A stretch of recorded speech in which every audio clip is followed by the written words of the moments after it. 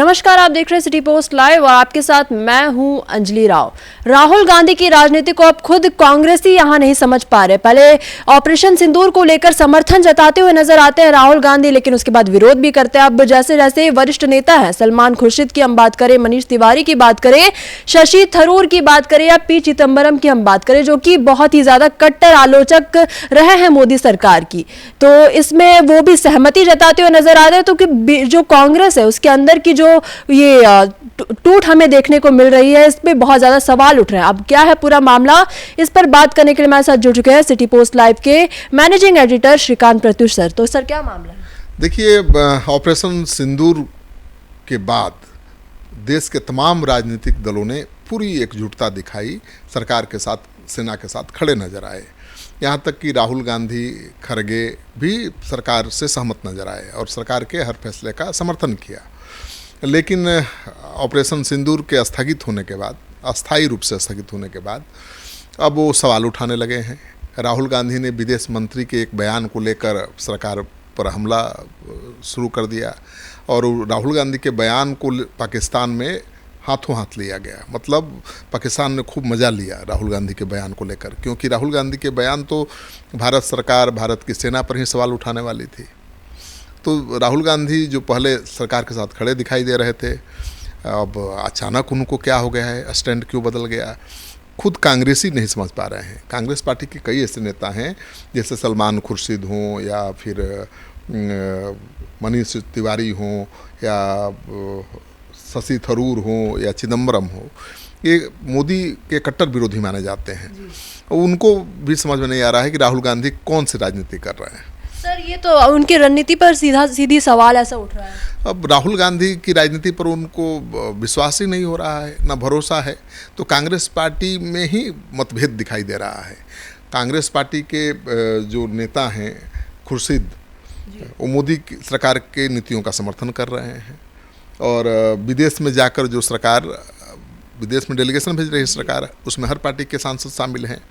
तो सरकार की इस पहल का भी वो समर्थन कर रहे हैं। तो अब राहुल गांधी तो इसके खिलाफ हैं।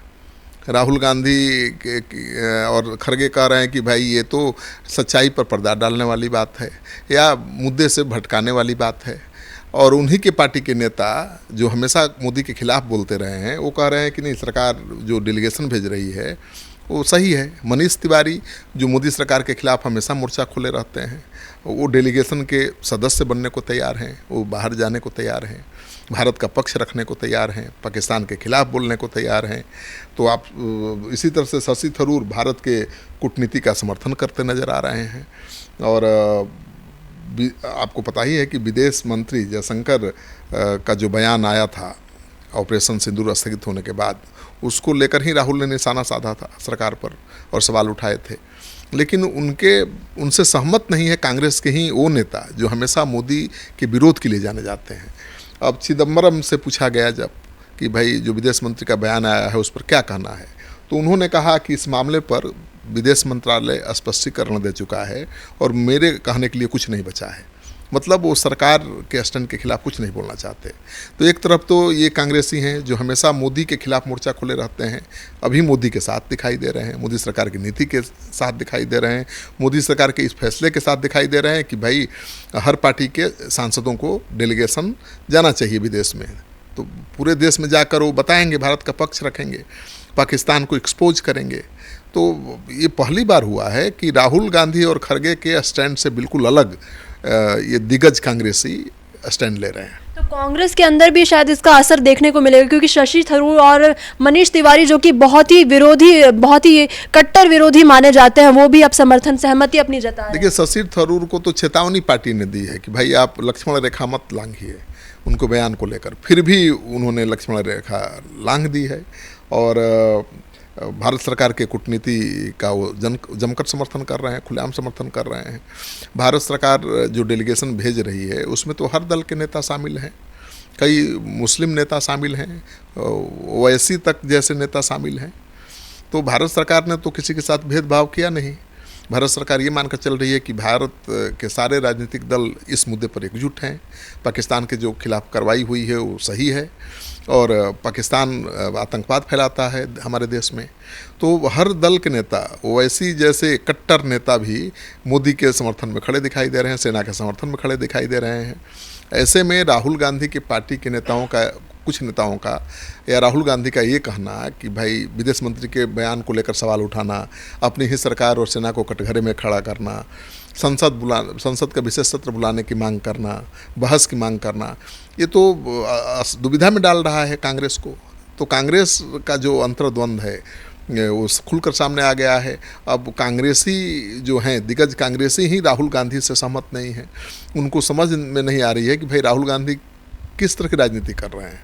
एक बार तो साथ दिया जी, सरकार के साथ खड़े नजर आए, सेना के साथ खड़े नजर आए, और अब स्थगित हो गया ऑपरेशन तो सवाल उठाने लगे।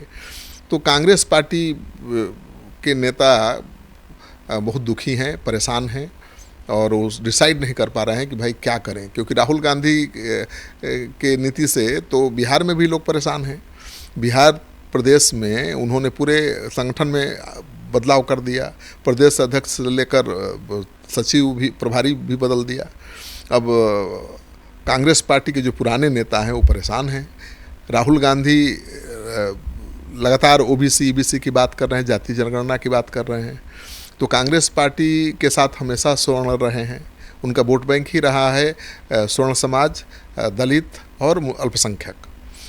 ऐसे में राहुल गांधी अब जाति की बात कर रहे हैं, ओबीसी की बात कर रहे हैं, ईबीसी की बात कर रहे हैं, दलित की बात कर रहे हैं, तो उनको अटपटा लग रहा है कि भाई कांग्रेस में ये परिवर्तन कैसे आ गया। राहुल गांधी की सभाओं में जय भीम के नारे लगते हैं। अब वो बिहार दौरे पर भी आने वाले हैं। बिहार दौरे पर भी आते हैं तो जय भीम के नारे लगते हैं। अब कांग्रेस के नेता सवाल कर रहे हैं कि भाई कांग्रेस पार्टी में तो जय नेहरू, जय इंदिरा और जय राजीव गांधी का नारा लगना चाहिए, ये जय भीम का नारा क्यों लग रहा है? अम्बेडकर का नारा लगना चाहिए, लेकिन अब राजीव गांधी और इंदिरा गांधी और नेहरू को भूल करके केवल जय भीम का नारा लगे, ये बात उनके समझ में नहीं आ रही है। तो राहुल गांधी कैसी राजनीति करना चाहते हैं, किस तरफ कांग्रेस को ले जाना चाहते हैं, कांग्रेसियों को ही समझ में नहीं आ रही है। तो सीधी तौर पर, जाहिर तौर पर यहाँ पर कांग्रेसियों को ही नहीं पता चल रहा है कि राहुल गांधी की राजनीति आखिर क्या है। तो आप क्या सोचते हैं इस पूरी खबर के बारे में? कमेंट सेक्शन में अपनी राय हमें जरूर साझा करिएगा। तो फिलहाल इस खबर में बस इतना ही। आगे खबरों के लिए आप बने रहिए सिटी पोस्ट लाइव के साथ। आपका धन्यवाद।